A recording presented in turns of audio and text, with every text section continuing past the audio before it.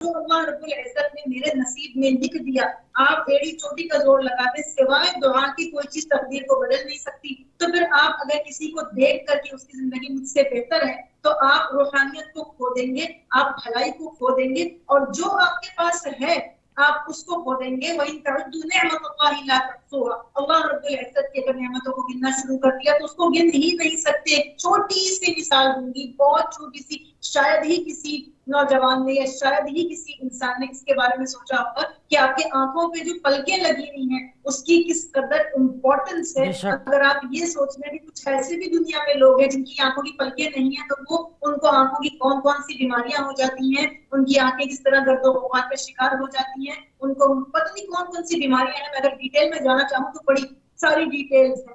اس کے علاوہ جو سانس کی ہم بات کر رہے ہیں تو ناک کے اندر کے جو رواں ہے اس کا کیا بینیفٹ ہے.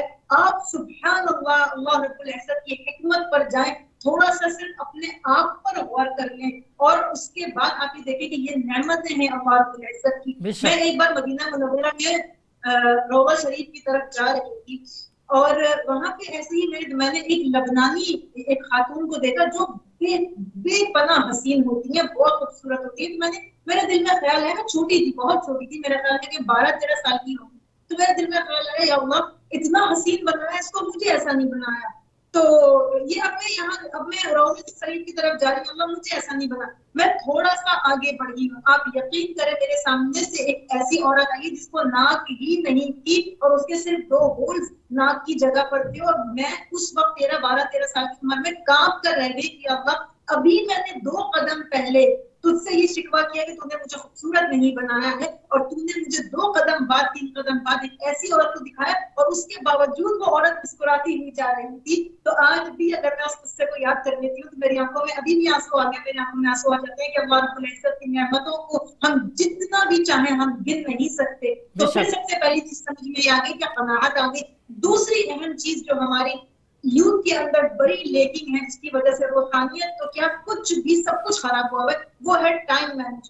اگر آپ ٹائم مینجمنٹ ٹھیک انداز سے کرتے ہیں، جس کا کہ اللہ رب العزت ٹائم کی قسم بار بار قرآن میں دے رہا ہے، واللیل والفجر والضحی والعصر، مطلب اتنی ساری قسمیں صرف ٹائم کے حوالے سے دے دی اور اس میں کتنی حکمتیں ہیں. اپنا ٹائم مینج نہیں ہوتا ہے، ایک جگہ پہ بیٹھے ہیں تو بیٹھے ہی ہوئے ہیں کنسسٹنس، اور کوئی کام نہیں کر رہے، موبائل پہ بیٹھے ہیں تو موبائل پہ ہی بیٹھے ہیں، ٹی وی کے آگے بیٹھے ہیں تو ٹی وی کے آگے بیٹھے ہیں، گیم کے آگے بیٹھے ہیں تو گیم کے ہی آگے بیٹھے ہیں. ٹائم مینجمنٹ آپ نے اس کو ڈیوائڈ کرنا ہے. اسی طرح سے آپ 5 نمازوں کے لیے وقت نکالیں گے تبھی آپ مراقبہ کی. بہت ساری خواتین اور بہت سارے بچے ہم سے یہ کہیں گے جی ہمیں مراقبہ کے لیے وقت ہی نہیں ملتا، ہماری تو اتنا ٹف اسکیجول ہے.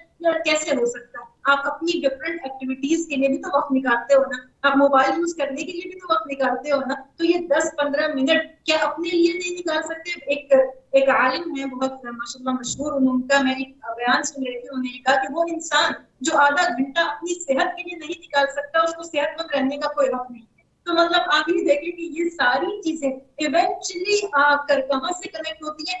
آپ کی روحانیت سے. اس کے اوپر سوچنے کی ضرورت ہے کہ آج ہم اس کے اوپر کیوں اتنی اہمیت کے ساتھ بات کر رہے ہیں. آج ہم اس چیز کو تھوڑا بہت سمجھ، میں یہ نہیں کہتی کہ میں یا سائرہ اس بات کا دعویٰ کریں گے کہ ہم پوری طرح اس بات کو سمجھ چکے ہیں، لیکن کچھ قدرے اگر ہم اس بات کو سمجھ چکے ہیں تو آج ہم اتنی ذمہ داری کے ساتھ آپ تک اس بات کو پہنچا رہے ہیں کہ یہ ساری چیزیں اتنی امپورٹنٹ ہے جو آپ کو روحانیت سے کنیکٹ کریں.